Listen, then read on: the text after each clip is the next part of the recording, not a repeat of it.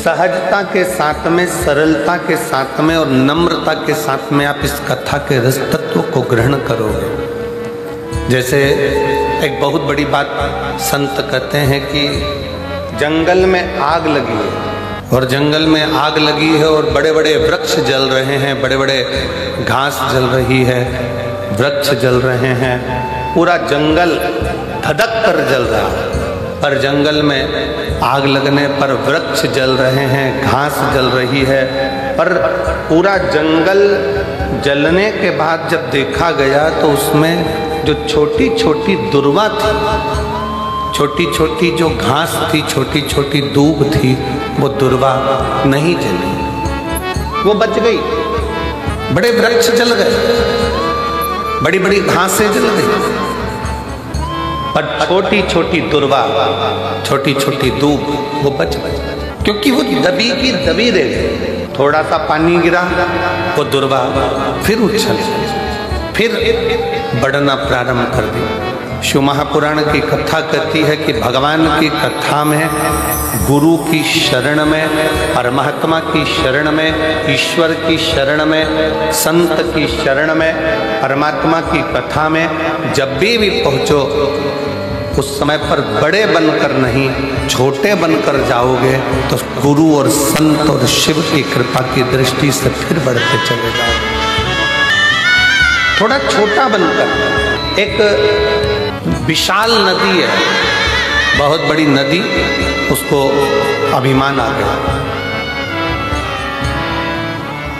और बहुत बड़ी नदी को जब अभिमान आया, बहुत बड़ी नदी को जब अहंकार आया, अभिमान आया, तो उस नदी ने समुद्र से कहा, समुद्र मैं दुनिया की सबसे बड़ी नदी हूं और बड़ी विशाल हूं, अगर तुझको मुझसे कुछ चाहिए तो बोल, मैं दुनिया की सबसे विशाल नदी हूं, सबसे बड़ी नदी हूं। समुद्र, तुझे कुछ चाहिए हो तो मुझसे बोल, अगर तुझे कुछ चाहिए तो मुझसे बोल, मैं तुझे दे सकता। समुद्र ने हंसकर कहा, नदी मेरे पास में तो माणिक है, मोती है, सोना है, चांदी है, हीरा है, पन्ना है, रतन है, माणिक, औषधि सब मुझ में। देवता भी मेरा मंथन कर कर इसमें से माणिक, औषधि, रतन सब निकाल लेते हैं, मुझे कुछ भी नहीं चाहिए, कुछ तो मांग ले समुद्र। समुद्र कहता है मुझे कुछ नहीं चाहिए, मुझे चाहिए ही नहीं। नदी ने फिर बार बार कहा कि समुद्र कुछ तो मांग, समुद्र कुछ तो मांग, समुद्र कुछ तो मांग। समुद्र ने कहा, नदी अगर कुछ देना चाहती है तो मुझे हरी हरी दूबा, हरी दूब, दुर्वा जानते हो ना सब लोग, हरी घास, हरी दुर्वा मुझे ला कर दे। नदी ने कहा, क्या रे समुद्र, तुम मांग भी रहा है तो मुझसे क्या मांग रहा है, केवल हरी दूबा, हरी घास, मैं अभी लेकर आती हूं।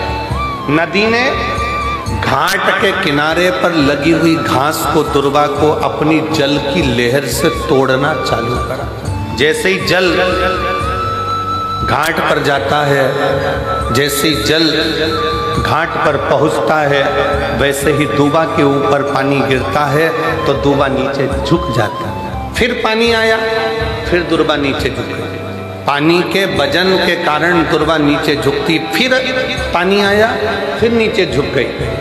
वो घास, वो दुर्वा उखड़ नहीं पाई।